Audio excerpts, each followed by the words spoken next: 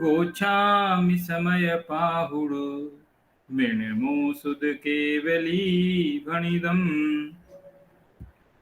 इसमें समय सार परमागम में आश्रव अधिकार के अंतर्गत हमारी 171 गाथा तक बात हो गई थी।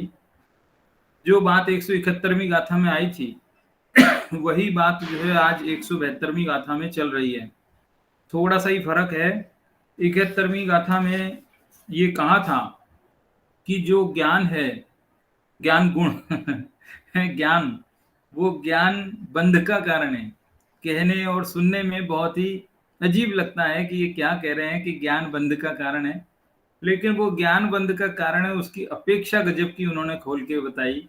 उन्होंने कहा कि ज्ञान नहीं बल्कि क्षयोपशम ज्ञान, ज्ञान नहीं मतलब क्षयोपशम ज्ञान, वो जो है बंध का कारण है।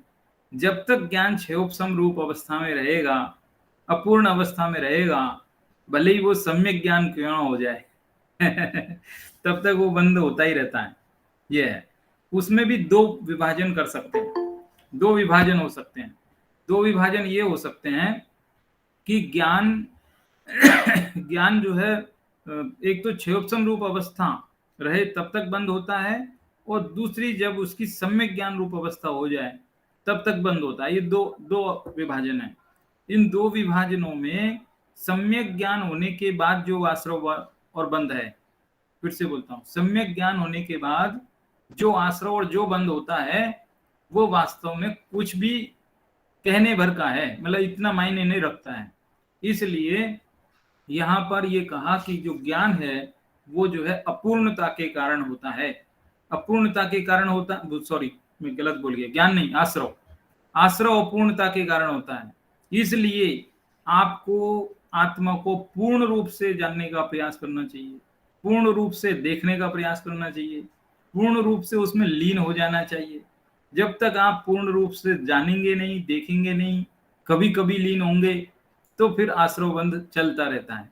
ये बात बताई इस प्रकार की बात कहने वाली जो आज की गाथा है, 172 नंबर की गाथा, वो गाथा जरा अपन पढ़ लेते हैं।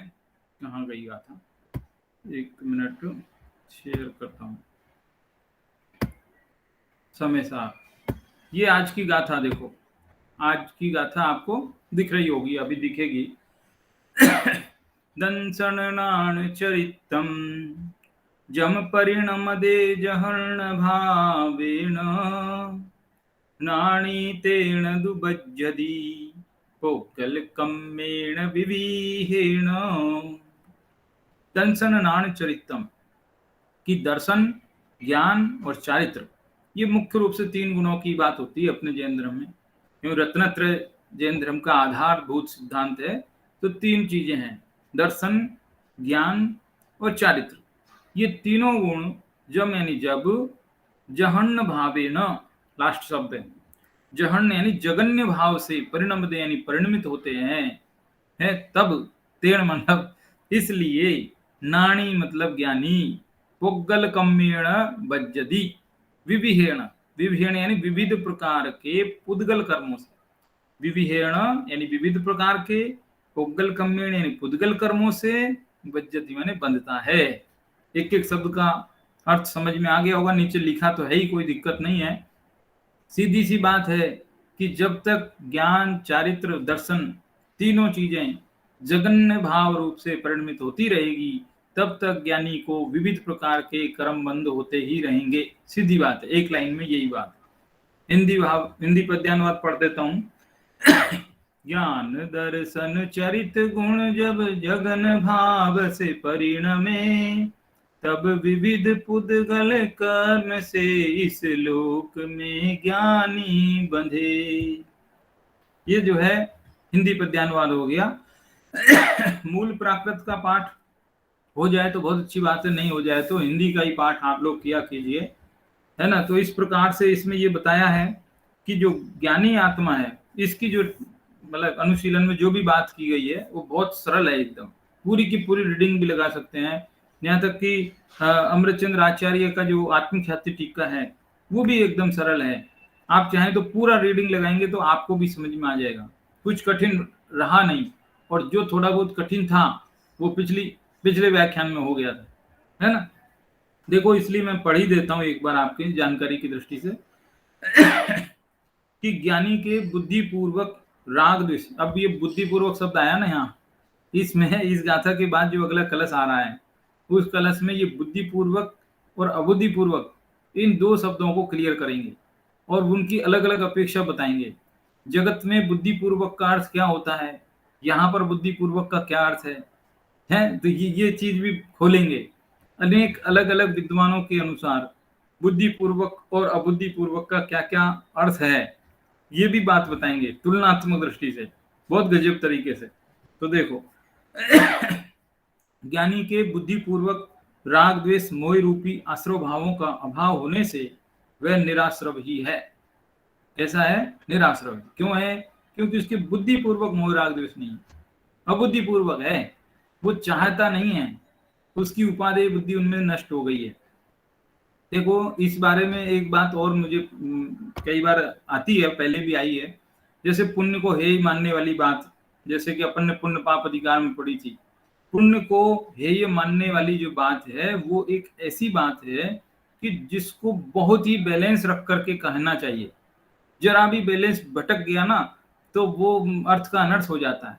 पुण्य कितनी भूमिका तक उपादेय है और कितनी भूमिका के बाद हे है, ये बिल्कुल क्लियर रहना चाहिए। एकदम अभी से पुण्य छोड़ देना नहीं है, पुण्य को छोड़ नहीं देना है, पुण्य को अपनाना तो है, लेकिन उस पुण्य के प्रति अभिप्राय में ये रखना है कि ये जो चीज मैंने अपनाई है ना अभी जस्ट, ये तो धर्म नहीं है और इधर मुझे संतुष्ट नहीं होना है, ये तो एक मेरे लिए छांव है।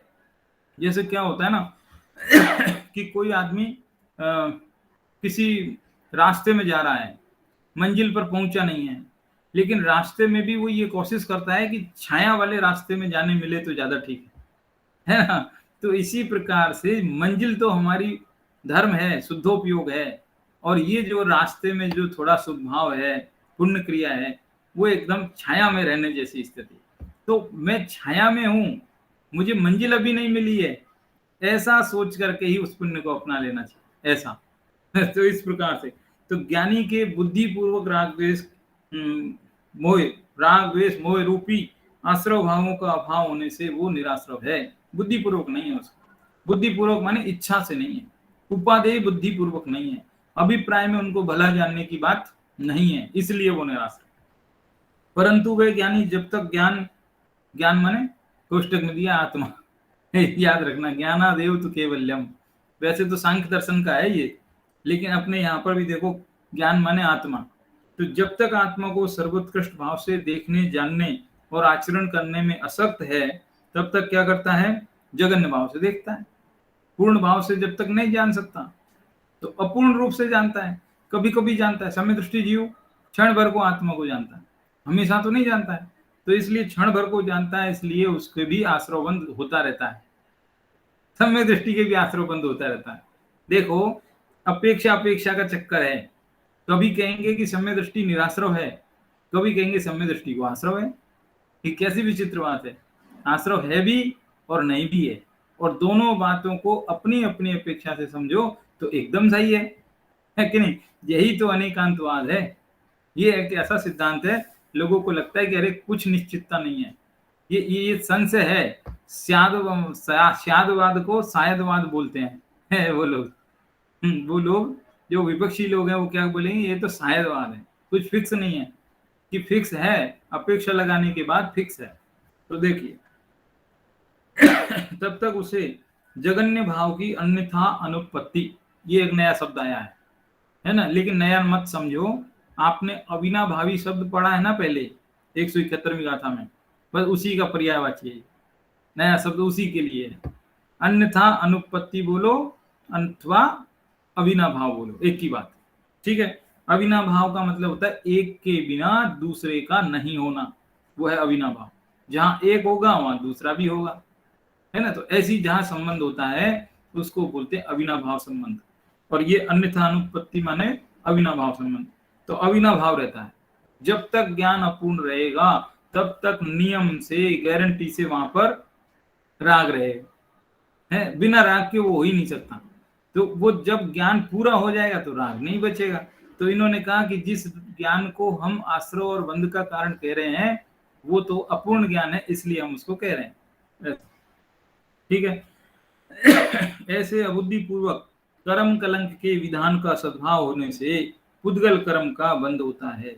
इसलिए ज्ञान को तब तक देखना, ज्ञान माने आत्मा को देखना, तब तक देखना, तब तक जानना, तब तक आचरण करना जब तक कि वो पूर्ण ना हो जाए, पूर्ण रूप से नहीं देखने जानने लग जाए, तब तक देखते जानते रहो। बस यही जो है मुक्ति का उपाय है।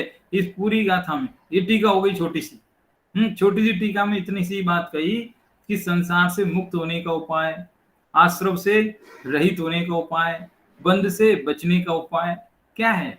बस अपनी आत्मा को जानते रहो, जानते रहो, जानते रहो। एक ही उपाय है, लाख बात की एक बात है, 100 तालों की एक चाबी है, मास्टर की है। ये मास्टर की ऐसी है जिससे आश्रव से भी बच जाएंगे, यानी संबर हो जाएगा और निर्जरा भी उसी से होगी और मोक्ष भी उसी से होगा। कोई कहे कि देखो आश्रव का जो उपाय बताया था, संबर का जो उपाय बताया था, क्या उसी उपाय से निर्जरा हो जाएगी कि दूसरा उपाय करना पड़ेगा उसके लिए? कि नहीं नहीं, दूसरा नहीं करना है, उसी से हो जाएगी। कि मोक्ष भी उसी से हो जाएगा। कि अरे तीन तीन काम और एक ही कारण से हो जाएंगे, कि हाँ एक ही कारण से तीनों काम हो जाएंगे, ऐसा है ये। तो ये मास्टर की हुई कि नहीं हुई? एक चाबी से यदि 3 ताले खुलते हैं तो वो मास्टर की हुई तो इसी तरह से ये जो है ज्ञानी के लिए कहा जा रहा है, बहुत महत्वपूर्ण बात है। यूं समझो ये मोह है, ये मोह है ना, यही वास्तव में बंध का कारण है। ज्ञान वास्तव में बंध का कारण नहीं है। लेकिन ज्ञान जब तक अपूर्ण अवस्था में रहता है तब तक राग भाव मोह भाव उसके साथ में रहता है।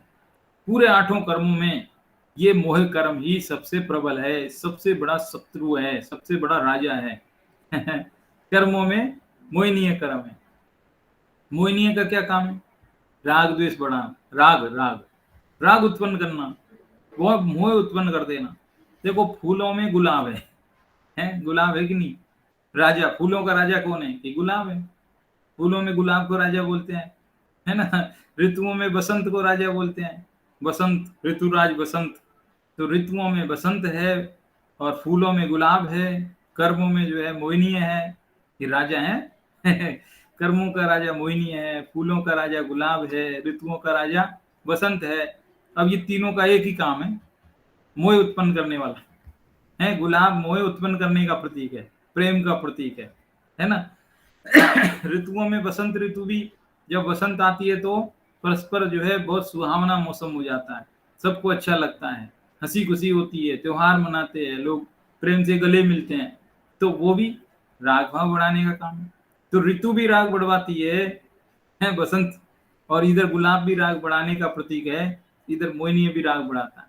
तो ये जो है राजा है, तीनों राजा है, राग बढ़ाने का काम करते हैं। तो इस प्रकार से ये राग भाव जब तक रहेगा तब तक जीव जो है कर्म बंधन से बचेगा नहीं, ये बात बताई जा रही। अब जो ये टीका तो अपन ने पढ़ ली, टीका का जो है हिंदी भावार्थ पंडित जयचंद जी छाबड़ा भी लिखते हैं। तो वो जयचंद जी छाबड़ा ने भी यद्यपि बात तो बिल्कुल जो है वही लिखी है, कुछ ज्यादा डिफरेंस मुझे तो लगा नहीं, एकदम बिल्कुल सीधा सीधा वही चीज लिखी है। लेकिन एक उन्होंने क्या किया, शब्दों को थोड़ा सरल बना दिया है, एकदम सरल बना दिया है। और हालांकि अपन ने, मैं बिना पढ़े ही उसको बता देता हूँ, कई बार फिर से बता देता हूँ, भले ही वो अभी भी बताया ही मैंने जस्ट, कि ज्ञान जब तक क्षयोपशम रहेगा तब तक जो है आश्रव बंद होता रहेगा। और ये आश्रव बंद जो है अबुद्धि पूर्वक होता है। अबुद्धि पूर्वक का मीनिंग आगे तो आएगा ही, लेकिन मैं अभी भी थोड़ा सा पहले ही बता देता हूँ। अबुद्धि पूर्वक का अर्थ हम सब ये जानते हैं, हम सब जगत में कॉमन ये जानते हैं कि जो चीज मेरे ख्याल में नहीं है, जैसे मान लो मेरा ध्यान किधर था, अचानक कुछ हो गया है, तो हमको लगता है कि ये तो अबुद्धिपूर्वक हो गया। जो चीज मेरे ज्ञान में नहीं थी, मुझे पता नहीं था, है ना, तो हमको लगता है कि ये अबुद्धिपूर्वक है। और जो चीज हमारे ज्ञान में होती है तो हमको लगता है ये बुद्धिपूर्वक होता है ना। लेकिन वास्तव में ऐसा मीनिंग नहीं है ऐसा मीनिंग नहीं है। ज्ञानी को वो जो मोह राग द्वेष हो रहे हैं ना, ज्ञानी को मोह राग द्वेष हो रहे हैं, वो मोह राग द्वेषों का पता लगता है। ऐसा थोड़ी पता नहीं लगता है, पता तो लगता है उसको। पता लगता है, इसलिए वो बुद्धिपूर्वक नहीं कहे जा सकते, वो भी अबुद्धिपूर्वक है। तो अबुद्धिपूर्वक की परिभाषा कुछ अलग तरीके की आएगी यहाँ पर, वो भी आएगी जब देखते हैं उसको। अब देखिए, इसमें 41 नंबर का पेज है, और उसमें जो है पंडित जयचंद जी छाबड़ा का जो विश्लेषण है, 2 पैराग्राफ है उसमें। तो दूसरा वाला जो पैराग्राफ है वो पढ़ता हूँ, छोटा पैराग्राफ है। जयचंद जी छाबड़ा का जो विश्लेषण है 2 पैराग्राफ में, जिसमें से दूसरा पैराग्राफ पढ़ता हूँ, क्योंकि उसमें पूरी बात का सार आ गया, एकदम सारांश। जब तक क्षयोपशमिक ज्ञान है, तब तक अबुद्धि पूर्वक, कोष्टक में क्या लिखा, चारित्र मोहेगा। अबुद्धि पूर्वक माने चारित्र मोहेगा, एक अर्थ तो ये भी है ना, आगे और भी आएंगे। तब तक अबुद्धि पूर्वक यानी चारित्र मोह का राग होने पर भी बुद्धि पूर्वक राग के अभाव की अपेक्षा से, बुद्धि पूर्वक यानी दर्शन मोह के राग की अपेक्षा से ज्ञानी के निराश्रवत्व कहा है। निराश्रवत्व यानी निराश्रवपना, निराश्रवपना कहा है। क्यों? दर्शन मोह का अभाव है इसलिए। और अबुद्धि पूर्वक राग का अभाव होने पर, जब चारित्र मोह का भी अभाव हो जाए तब, तथा केवल ज्ञान प्रकट हो जाने पर सर्वथा निराश्रय होगा। आप अभी मत मान लेना, हम कह तो रहे हैं कि अभी सम्यक दृष्टि निराश्रय है, लेकिन अभी पूरा मत मान लेना। अभी तो है, अबुद्धि पूर्वक वाला राग है उसके अभी भी आश्रय। जब वो पूरी तरह से मिट जाएगा और केवल ज्ञान प्रकट हो जाएगा, तभी पूरी तरह से निराश्रय होगा। देखो कितना क्लियर हो गया ना, अभी कंफ्यूजन मिटा दिया। यह अपेक्षा की विवक्षा की विचित्रता है। विवक्षा ऐसी है, अपेक्षा से समझने पर सर्व कथन यथार्थ है, पूरा कथन यथार्थ है। अभी समझ में आया? अभी देखो यहाँ पर गुरुदेव श्री का भी अभी विश्लेषण, उन्होंने भी अपनी तरफ से क्या बताया वो देखिए। उन्होंने कहा बुद्धि पूर्वक का अर्थ है रुचि पूर्वक। सबके अपने अपने अलग अलग मीनिंग आ रहे हैं, है ना, अपेक्षा बुद्धि पूर्वक के। तो बुद्धि पूर्वक माने रुचि पूर्वक, इच्छा पूर्वक, अज्ञान पूर्वक, यानी कि राग द्वेष मोह रूप आश्रय भावों का अभाव होने से वे निराश्रवी हैं। कौन? ज्ञानी जी। क्यों है? क्योंकि उनकी रुचि नहीं रह गई है। देखो ज्ञानी जीव हमेशा तो शुद्धोपयोग में नहीं रहते हैं, है ना, कभी कभी जाते हैं, तो बाकी टाइम में क्या करें? अशुभ से बचने के लिए शुभ में रहते हैं। तो वो जो शुभ में रहते तो हैं, लेकिन उस शुभ में रहने की उनकी रुचि नहीं है, उसमें खुशी नहीं है। जैसे मानो किसी आदमी को 10 लाख रुपए की कोई वस्तु खरीदी उसने, ठीक है, 10 लाख रुपए की कोई वस्तु खरीदी, और वो वस्तु की मार्केट में कीमत एकदम कम हो गई है। उसने सोचा तो ये था कि मैं 10 लाख रुपए इन्वेस्ट कर रहा हूं, तो कल को मुझे 20 लाख रुपए हो जाएंगे, इसकी कीमत बढ़ जाएगी तो फायदा हो जाएगा। लेकिन मार्केट में कीमत गिर गई और उसको 5 लाख रुपए में वो चीज बेचनी पड़ी, मजबूरी ऐसी फंस गई। क्या समझ में आया? 10 लाख रुपए में खरीदी थी और इस उम्मीद से खरीदी थी कि 20 लाख हो जाएंगे, लेकिन बाद में स्थिति ऐसी बनी कि उसको 5 लाख रुपए में ही बेचना पड़ा। तो अभी उसको बेचते वक्त जो 5 लाख रुपए आ रहे हैं ना, हाथ में तो आएंगे ना 5 लाख रुपए, तो वो 5 लाख रुपयों को देख के खुशी होगी कि नहीं होगी? समझ में आया? एकदम एग्जाम्पल ऐसा है, उसको खुशी होगी कि नहीं होगी? 5 लाख रुपए हाथ में आ रहे हैं, देने वाला तो कहेगा देखो 5 लाख रुपए दे रहा हूं ना, तो मैं दुखी क्यों हो रहे हो? तो वो कहेगा देखो भाई मैं क्या करूं, मेरा तो ये है ही नहीं, मेरा लक्ष्य कुछ और ही था। तो ऐसे ही ज्ञानी जीव का जो लक्ष्य है वो शुद्धोपयोग है, लेकिन क्या करे, उससे बचने के लिए, वो पाप से बचने के लिए जो पुण्य को अपनाना पड़ा है ना, वो उनकी इच्छा नहीं है, वो अबुद्धि पूर्वक है। मतलब कहने का मतलब वो जो राग द्वेष है वो अबुद्धि पूर्वक है, ऐसा रुचि पूर्वक नहीं है। है ना, जो भी धर्म करते हैं, पूजा पाठ भजन भक्ति जितने भी शुभ क्रियाएं, उनमें उसकी एकदम रुचि नहीं है, यानी खुश नहीं है उसमें वो ये मान के चल रहा है अरे क्या करूं, मेरा लक्ष्य तो कुछ और है, ये तो मुझे करना पड़ता है। इच्छा पूर्वक, अज्ञान पूर्वक राग द्वेष मोह रूप आश्रय भावों का अभाव होने से वे निराश्रय ही हैं। धर्मी को अभिप्राय में, ये शब्द बहुत जोरदार है, अभिप्राय, ये शब्द इतना गजब का है, मैं आपको याद दिलाऊं। इसके पहले हमने जब मोक्षमार्ग प्रकाशक पढ़ा था, उसमें 7वें अध्याय में ये बात आई थी, 7वें अधिकार में बहुत गजब बात आई थी। मैं फिर से याद दिला दूं, हालांकि प्रकरण से अलग हो जाएगा, लेकिन वो बहुत ही महत्वपूर्ण बात है। क्या होता है कि आज तक हम यही सुनते आए हैं और कहते आए हैं कि भावों का फल लगता है। क्या लगता है? भावों का फल लगता है, क्रिया का फल कुछ भी नहीं है, इसलिए भाव अच्छे रखो। ठीक है, लेकिन पंडित टोडरमल जी ने कहा, अरे भावों के भी पीछे देखो क्या छुपा हुआ है, अभिप्राय क्या है वो पकड़ो, असली फल तो उसका लगता है। जैसे मान लो कोई व्यक्ति भाव तो अच्छे रखता है, भाव तो अच्छे रखता है, जैसे मैं बैठा हूँ, कितने अच्छे आपको समय सार पढ़ के सुना रहा हूँ, मेरे भाव भी आपको देखने पर, आप तो मुझे देख के यूं ही समझेंगे कि देखो मैं कितना अच्छे से सुना रहा हूँ, मुझे तो कोई चिंता नहीं है, मेरे तो कोई टेंशन नहीं है, ऐसा दिखता हूँ मैं आपको। है ना? लेकिन मान लो जस्ट मैं ये सोचूं, मेरे मन में ये आ जाए है कि अरे ये समय सार सुनाने से थोड़ा सा मुझे बेनिफिट हो सकता है, कल को ये लोग शायद मेरे को कोई हेल्प कर देवे, कोई कुछ भी कोई भी लालच आ जाए जरा भी थोड़ा भी, तो फिर उससे क्या होगा? मेरे भाव तो अच्छे हैं, ध्यान रखना, भाव अच्छे हैं, लेकिन अब फल मिलेगा क्या? नहीं मिलेगा। तो अब क्या बात सिद्ध हुई कि भावों से भी बड़ी चीज है अभिप्राय है। नई चीज, तीसरी स्टेज, फिर से बोलता हूं, पहली स्टेज है क्रिया, दूसरी स्टेज है परिणाम, परिणाम माने भाव, और तीसरी स्टेज हो गई अभिप्राय। क्रिया का फल तो 0 है, भावों का फल 1 रुपए में से 10 पैसे है। ठीक है, और जो ये अभिप्राय है इसका फल है 100%। समझ में आया कि नहीं? अभिप्राय और भी बड़ी चीज है, भाव तो बहुत अच्छे हैं। देखो कई बार समाज के भय से भाव अच्छे रखता है, जैसे मान लो किसी को, कोई विद्वान था, पंडित था, है, और वो जो है बाजार से निकला, सारा बाजार उसके सम्मान करता था, इज्जत करता था, है, उसी वक्त किसी ने, झाड़ू लगाने वाले कर्मचारी ने उसको गाली दे दी, झाड़ू से मार दिया, गुस्सा भी बहुत आया उसको, है, खूब गुस्सा आया, लेकिन गुस्सा इसलिए नहीं किया कि अभी मैं गुस्सा करूंगा तो ये सारे गांव के लोग, सारे बाजार के लोग मेरे प्रति कैसी छवि बनाएंगे, किस उम्मीद से देखेंगे कि अरे इतना बड़ा विद्वान हो के ऐसा गुस्सा करता है, इसलिए शांत रहा, भाव अच्छे रखे।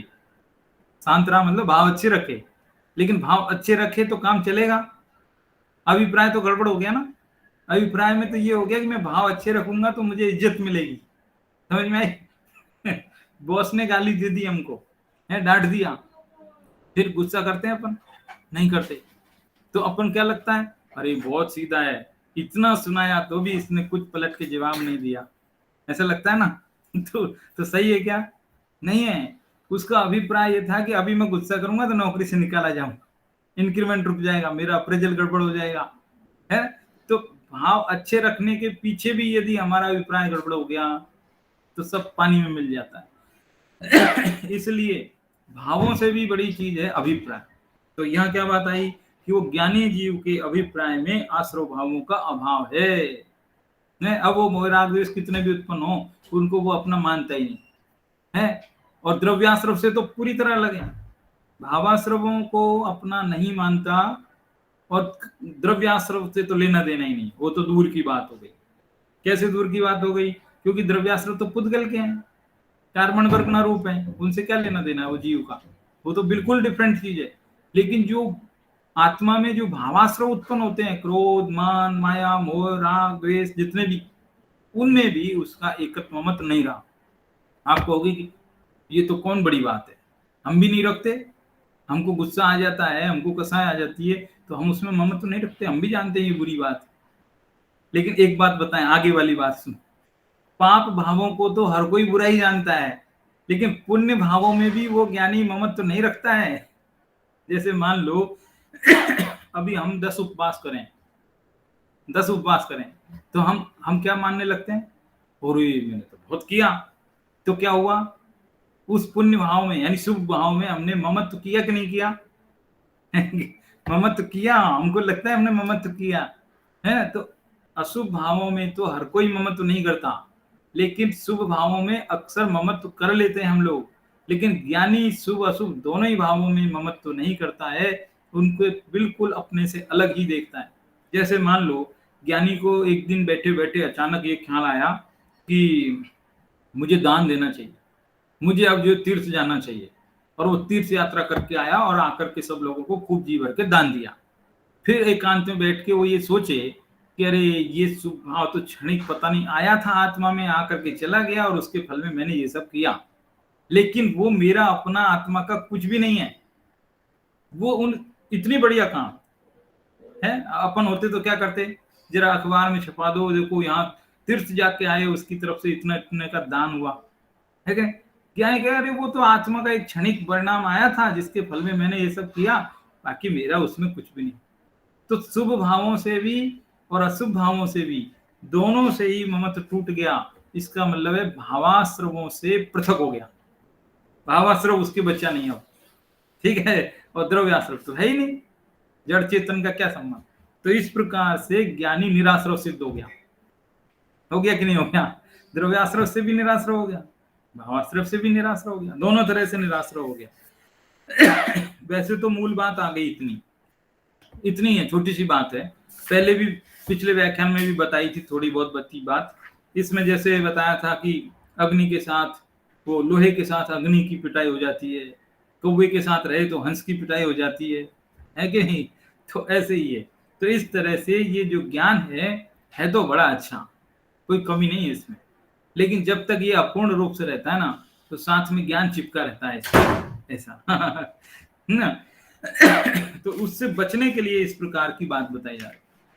अब ये क्या कह रहे हैं आगे देखो, ये जो ज्ञान है, ये जो ज्ञान जिसको आश्रव का कारण कहा जा रहा है, तो ये जो बात मैं पिछले व्याख्यान बताई थी, लेकिन एक बार फिर से याद दिलाऊं, क्योंकि बिल्कुल लास्ट में बताई थी, कम समय में कई लोगों को नहीं समझ में आई होगी, फिर से बताता हूं। जब भी ये कहा जाता है कि ज्ञान बंध का कारण है, हालांकि अपेक्षा क्लियर है, लेकिन फिर भी लोगों को लगता है अरे थोड़ा सा अजीब हो गया। ऐसा कोई कहना चाहिए क्या खुल करके, एकदम ऐसा जम नहीं रहा है। ऐसा बोलो कि अज्ञान बंध का कारण।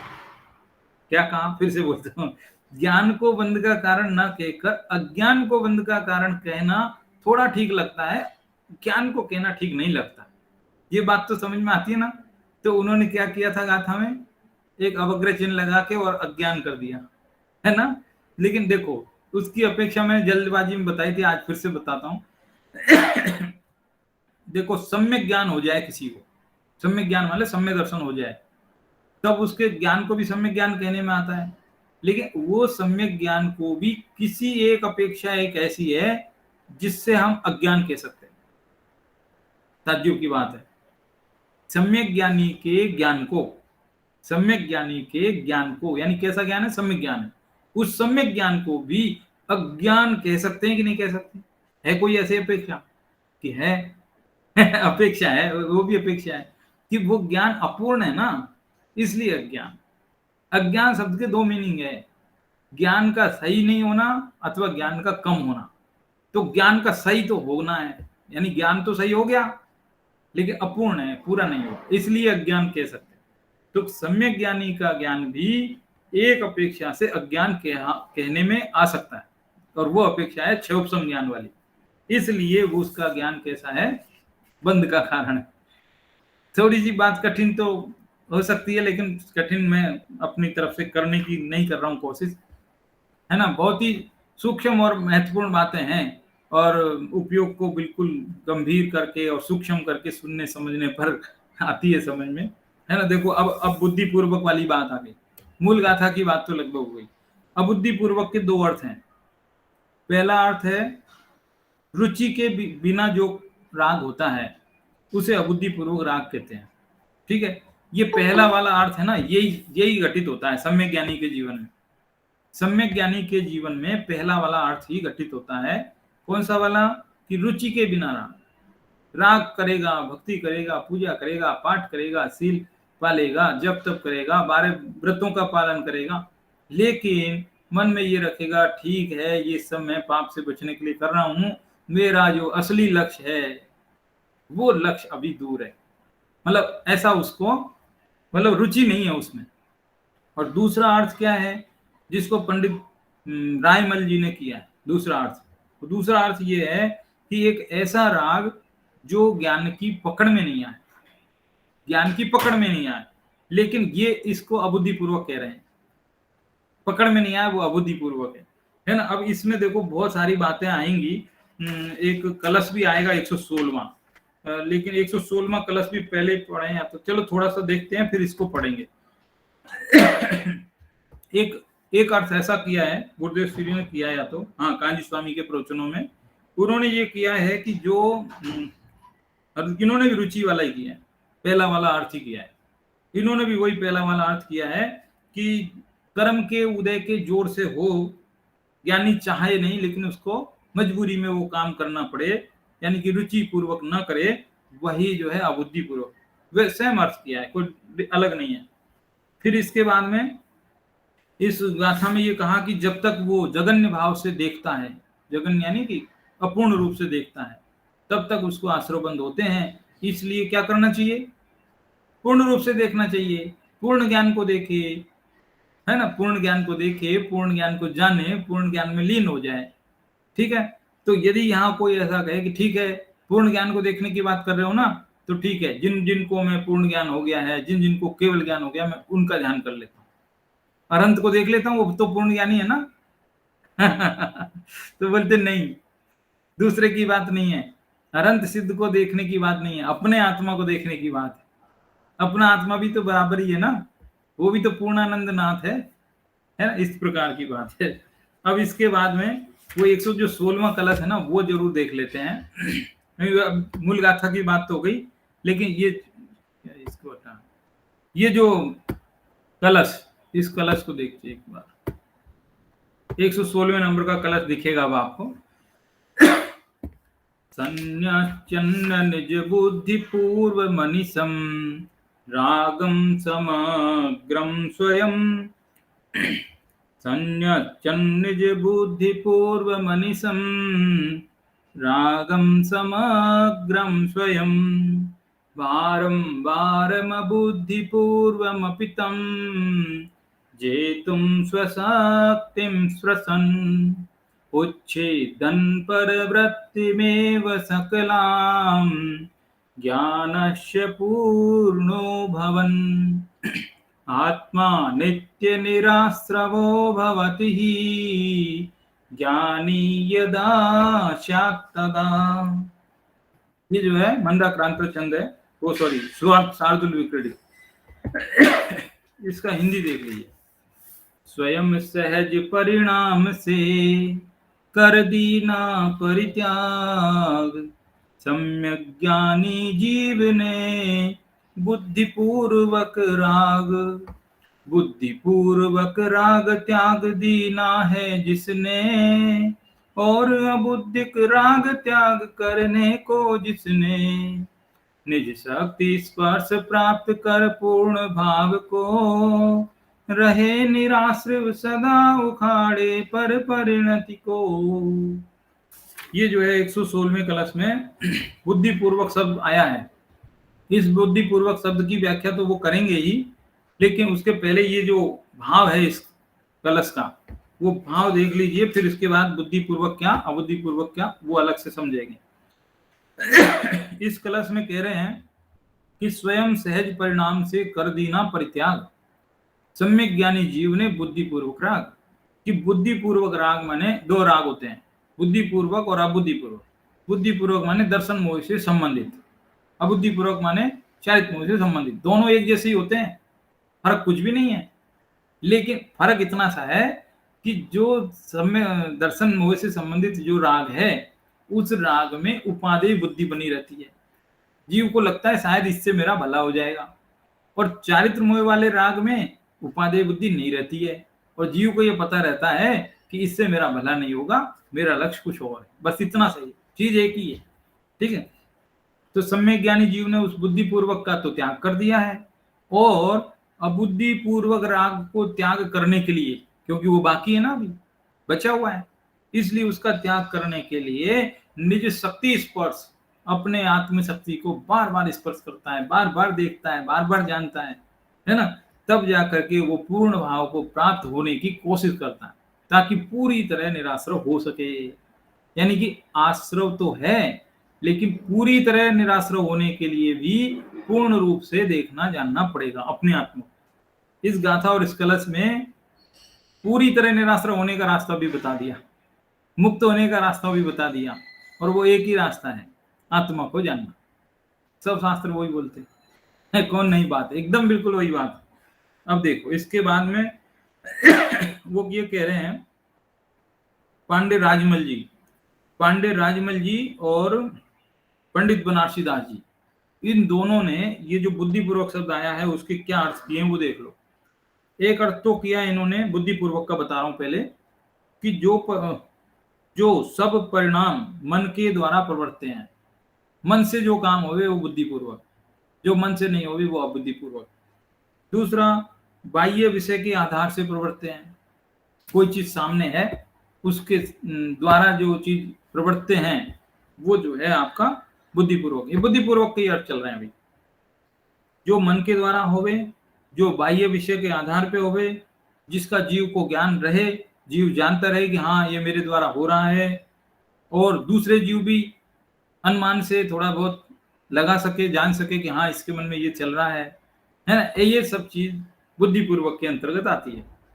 सही लग रहा होगा अर्थ ये एकदम, है ना, अर्थ तो एकदम ही सही लग रहा है लेकिन थोड़ा सा आगे चल करके इस अर्थ को पंडित जयचंद जी छाबड़ा ने स्वीकार नहीं किया, वो इससे सहमत नहीं है। पंडित जयचंद जी छाबड़ा ने, उन्होंने कहा कि ये अर्थ यहाँ पर लागू नहीं पड़ेगा सम्य ज्ञानी के अर्थ में, क्योंकि यहाँ सम्य ज्ञानी के, जैसे मान लो चौथे गुण स्थान वाला है, ठीक है, चौथे गुण स्थान वाला जैसे बैठा है, तो उसके दिमाग में कोई चीज आती है तो क्या उसको मालूम नहीं चलेगा? चलेगा, सारी दुनिया को भी मालूम चलेगा, है ना। लेकिन वो जो है, ऐसा नहीं है कि वो जो है बुद्धिपूर्वक हुआ है, ऐसा तो अर्थ डिफरेंट है। वो डिफरेंट क्या है, वो एक तो बुद्धिपूर्वक हुआ, अबुद्धिपूर्वक देखो, ये अभी वो जयचंद जी वाला नहीं बता रहा हूँ, अभी वही बता रहा हूँ पहले वाला ही। अबुद्धिपूर्वक का लिए कह रहे हैं कि जो 5 इंद्रिय मन के व्यापार के बिना होवे, मन से नहीं होवे, मोह कर्म के उदय का निमित्त से होवे, जो जीव के असंख्यात प्रदेशों में होवे, यानी जीव को खुद ही पता नहीं रहे कि मेरे अंदर क्या हो रहा है, और इसलिए जीव उसको मिटाने में असमर्थ महसूस करे अपने आप को, ऐसा जो कुछ है राग, ऐसा राग, उसको अबुद्धिपूर्वक कहा है। देखो ये चीज को मैं अपने शब्दों में 1000 समझाऊं चाहे कुछ भी करूं, लेकिन मैंने इसको सरल करने के लिए एक काम किया, वो दिखा देता हूं। मैं एक टेबल बनाई है इसके लिए, वो टेबल आप देखो, उससे शायद समझ में आ जाए। देखो दिख रही होगी ये टेबल, नहीं दिखी? अभी दिखेगी, टाइम लगता है, हाँ दिखेगी। देखो ये टेबल देख रही है, इसमें देखो टेबल बनाई है, बहुत समय पहले बनाई थी ये मैंने, आज नहीं बनाई आपके लिए ये पहले बनाई थी जब मैं खुद अपने लिए पढ़ रहा था। इसमें पंडित बनारसी दास और पांडे राजमल जी, इन दोनों ने क्या अर्थ किया है वो पहले वाले कॉलम में लिखा है। उसके दूसरे वाले कॉलम में मैंने नाम तो श्री गुरुदेव कांजी स्वामी का लिखा, लेकिन साथ में जयचंद जी छाबड़ा का नाम भी ऐड करना चाहिए, जो रह गया मेरे से, छूट गया है, आप मान के चलना। दो विद्वान दोनों तरफ, पहला अर्थ बनारसी दास और पांडे राजमल जी का है, दूसरा अर्थ कांजी स्वामी और जयचंद जी छाबड़ा का है, ठीक है। दोनों के में क्या फर्क है वो भी समझ लो। बनारसी दास और पांडे राजमल जी कहते हैं कि जीव को जिस राग की जानकारी रहे कि ये राग मेरे अंदर उत्पन्न हुआ तो बुद्धिपूर्वक, और जिस राग की जानकारी नहीं रहे, पता ही नहीं पड़ा कब उत्पन्न हुआ, तो अबुद्धिपूर्वक मानते हैं, ठीक है। ये तो हुआ पहला। अब दूसरा कॉलम कांजी स्वामी वाला और जयचंद जी छाबड़ा वाला, वो कह रहे हैं कि जानकारी हो या ना हो, ठीक है, दोनों को एक साथ लपेट दिए कि जीव को पता चले या न चले वो बात की बात है, लेकिन वो रुचि पूर्वक हुआ है तो वो जो है बुद्धिपूर्वक कहलाएगा, और यदि वो पता चले न चले लेकिन अरुचि पूर्वक है तो अबुद्धिपूर्वक। अभी अंतर समझ में आया कि नहीं आया? जानकारी होना और नहीं होना मायने नहीं रखता है, बल्कि रुचि होना और नहीं होना वो मायने रखता है। कितना बड़ा डिफरेंस है ये एक दो बार पढ़ने पर नहीं समझ में आती है बात, सूक्ष्म है, थोड़ी सी गंभीर है बात। देखो इसको मैं आपको समझाता हूँ, यहाँ नीचे है ना नोट लिख रखा है, इसको बड़ा हो जाए तो करता हूँ। देखो बड़ा हो रहा है ना, दिखेगा आपको शायद और बड़ा। ये नीचे जो नोट लिखा है ये आपको देखो, इसमें उदाहरण दिया मैंने। ज्ञानी को कुछ राग भाव ज्ञात भी है और कुछ अज्ञात भी है। ऐसा थोड़ी ज्ञानी सब कुछ जानता है, सब कुछ नहीं जानता है। कुछ जानता है, कुछ नहीं भी जानता है। जीव सम्यक दृष्टि की बात कर रहे हैं। सम्यक दृष्टि 5वें गुण स्थान वाला, चौथे वाला, छठे वाला है ना, ऐसा जीव। तो उसके मन में बहुत सारा राग तो ऐसा है जो वो खुद जानता है। जैसे उसको लगा कि अरे मुझे दान देने का भाव है, अरे मुझे तीर्थ जाने का भाव है, तो वो जानता है। और कुछ राग ऐसा भी है जिसे वो नहीं जान पाता है, सूक्ष्म है। तो कुछ राग उसका ज्ञात है और कुछ अज्ञात है, दोनों तरीके का है। अज्ञात में तो रुचि का प्रश्न ही नहीं है, क्योंकि वो तो पता ही नहीं है, ज्ञानी को मालूम ही नहीं है, वो तो इतना सूक्ष्म था, वो तो केवल ही जानते हैं। तो उसमें तो रुचि अरुचि का कोई मतलब ही नहीं, प्रश्न ही नहीं है, उसको तो जाने ही दो। लेकिन जो ज्ञात है, जो पता पड़ा उसको, ठीक है, ज्ञानी को पता पड़ा, वो भी अरुचि पूर्वक ही होता है, वो भी अरुचि पूर्वक होता है। वहां अश्रद्धा जन्य भाव नहीं है, अपितु अस्थिरता जन्य भाव है। जैसे एग्जाम्पल, अब सरल हो जाएगा, यहाँ एग्जाम्पल है ना, इसलिए 10वें गुण स्थान का राग, जैसे सूक्ष्म लोग 10वें गुण स्थान में ना, सूक्ष्म लोग 9वें में भी थोड़े बहुत राग हैं, 8वें में भी थोड़े हैं, है ना, लेकिन ध्यान में रहता है 8वें 9वें गुण स्थान में। तो वो जो सूक्ष्म राग उसके पकड़ में नहीं आता, इसलिए वो अज्ञात, ठीक है, अबुद्धिपूर्वक है। और 6वें गुण स्थान में जो राग होता है वो तो पता पड़ती है, ज्ञात रूप है, वो तो जानता है ज्ञानी, लेकिन फिर भी उसको हम रुचि पूर्वक नहीं कह सकते, अरुचि पूर्वक ही कहेंगे। क्यों? क्योंकि वो 6ठे गुण स्थान में जो राग हुआ है ना, उस राग में वो जीव रहना नहीं चाहता है, रहना नहीं चाहता, बल्कि 7वें में जाने का प्रयास करता रहता है। यदि उसको अच्छा जाने तो वो वहीं रुक जाए, लेकिन वो नहीं रुकता। समझ में आया कि नहीं? बात समझ में आई कि नहीं? थोड़ी सी है, गंभीर है। ध्यान को सूक्ष्म करने से समझ में आती है। देखो, हम सारे जगत में अभी तक यही समझना है कि पता पड़ जाए तो बुद्धिपूर्वक है, नहीं पता पड़े तो अबुद्धिपूर्वक है कि नहीं? तो ऐसा अर्थ नहीं है। ज्ञानी को पता पड़ती है बहुत सारी चीजें, लेकिन फिर भी वो अबुद्धिपूर्वक ही कहलाएगी, है ना, ऐसा ऐसा अर्थ है यहाँ पर। जो चीज, खैर चलो, इसका बनारसी दास जी ने जो वो अनुवाद किया वो पढ़ के और फिर बात पूरी कर देते हैं। बात वही है, घूम फिर करके वही बात है बार बार, क्योंकि अनेक विद्वानों के मत बताए जा रहे हैं ना, इसलिए एक ही बात बार बार आती है, तो रिपीट ना हो इसके लिए सीधा पहले ये पढ़ के पूरी करते बात। जेते मन गोचर प्रगट बुद्धि पूर्वक तिहि परिणामन की ममता हरतु है। मन सो अगोचर अबुद्धि पूर्वक भाव तिनके विनाश विको बुद्धि में धरतु है। याही भांति पर परिणति को पतन करे, मुख को जतन करे भोजल चर तरतु है। ऐसे ज्ञानवंत ते निराश्रव कहाँ वे सदा, जिन्हीं को सुजस विचक्षण करतु है। जितने रागादि भाव जेते मन गोचर, मन से पता पड़ रहे हैं, मन के द्वारा जानने में आ रहे हैं, बुद्धिपूर्वक है वे सब, ठीक है। ये बनारसी दास का अर्थ है पहला वाला, है ना। हालांकि इसको स्किप कर सकते थे अपन, क्योंकि दूसरा वाला जो अर्थ जयचंद जी छाबड़ा वाला है ना, वो इससे मतलब एग्री नहीं है इसके लिए, लेकिन बता रहे हैं वो, है ना। जितने राग भाव मन के द्वारा जानने योग्य है, प्रकट है, उन्हें बुद्धि पूर्वक कहते। कौन कह रहे हैं? ये बनारसी दास कह रहे हैं, जयचंद जी छाबड़ा नहीं कह रहे हैं, ठीक है। जयचंद जी छाबड़ा का ज्यादा सटीक है। ज्ञानी जीव उन रागादि भावों में एकत्व ममत्व नहीं करते, और जो मन के द्वारा जानने में नहीं आते, ऐसे अबुद्धि पूर्वक रागादि भाव है, उनका नाश करने के लिए ज्ञानी जीव निरंतर उद्यम करते हैं। ये अर्थ भी एक पूरी तरह गलत नहीं है, ये अर्थ भी जमता है, लेकिन इससे ज्यादा अच्छा अर्थ वो है दूसरा, है ना। क्योंकि इसमें क्या होता है कि कुछ राग भाव पता भी है, कुछ नहीं भी पता है, दोनों स्थिति है। इसलिए इस प्रकार वे ज्ञानी जीव रागादि भाव रूप परिणति का नाश करते हैं, मोक्ष का उपाय करते हैं और संसार से पार होते हैं।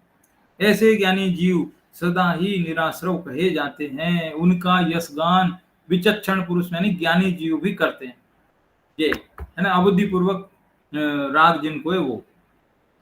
अब ये जो नीचे वाला पैराग्राफ जो इसके नीचे है ना, उसमें वही चीज है जो अभी मैंने आपको टेबल दिखा करके उसका पूरा सारांश एक साथ रख दिया। टेबल आपको अलग से भेज दूंगा मैं, फिर आप उसको अलग से स्टडी करके देखो, फिर आपको समझ में आएगा। कुल मिला करके इस पूरी गाथा में एक ही बात कही है कि ज्ञानी जीव को यद्यपि आश्रव है, लेकिन देखा जाए तो फिर भी वो निराश्रव है। कुछ आश्रव है, कुछ नहीं है। जो मोटा मेजर था वो चला गया है, जो माइनर आश्रव है वो है। लेकिन उस माइनर आश्रव से भी बचना है तो उसका एकमात्र उपाय है कि अपने आत्मा को पूर्ण भाव से देखो, पूर्ण भाव से जानो, पूर्ण भाव से उसमें लीन हो जाओ। ये है, इतना सा सार है इसमें। कठिन कुछ नहीं है। बीच बीच में कुछ शब्द कठिन हो गए होंगे, लेकिन कठिन नहीं है। आपको जब भी कोई चीज कठिन लगे, इस समय सार की एक विशेषता बताएं कि इसमें कुछ नहीं करना। जब भी कठिन लगे तो सबसे लास्ट पेज पे आ जाना, सबसे लास्ट पेज पे। और सबसे लास्ट पेज पे आपको कहीं ना कहीं ऐसा लिखा मिलेगा, जैसे यहाँ सार है कि कहने का तात्पर्य ये है कि भाव ये है कि उक्त संपूर्ण विवेचन का निष्कर्ष ये है कि, इस तरह से एक पैराग्राफ शुरू होगा जिसकी स्टार्टिंग इन शब्दों से होती है। उस पैराग्राफ को पढ़ लेना, बस बात खत्म, पूरी हो जाएगी। ऐसा है सिस्टम इसका। इसको थोड़ा उल्टे क्रम से पढ़ते हैं, जैसे उर्दू पढ़ते हैं ना, उर्दू को पीछे से पढ़ते हैं आगे की तरफ, तो ऐसे इसको लास्ट से पढ़ो। चैप्टर जहां पूरा होने लगे, गाथा का एंड जहां आ जाए, वहां लास्ट पैराग्राफ पहले पढ़ो आप, फिर गाथा बाद में पढ़ो, तो समझ में आ जाएगी कहानी। ऐसा है इसका क्रम। ठीक है, आज के लिए इतना बहुत है। अगला जो है, अगला बहुत अच्छी रोचक गाथाएं आएंगी और उनमें जो है ये बताया जाएगा कि ज्ञानी जीव तो भोगों में रहता है, भोग भी भोगता है, सब कुछ करता है, और फिर भी वो कैसे निराश हो, ऐसा आएगा। वो बड़ा अच्छा है। ठीक है, तो आज की चर्चा को यहीं विराम देते हैं। धन्यवाद।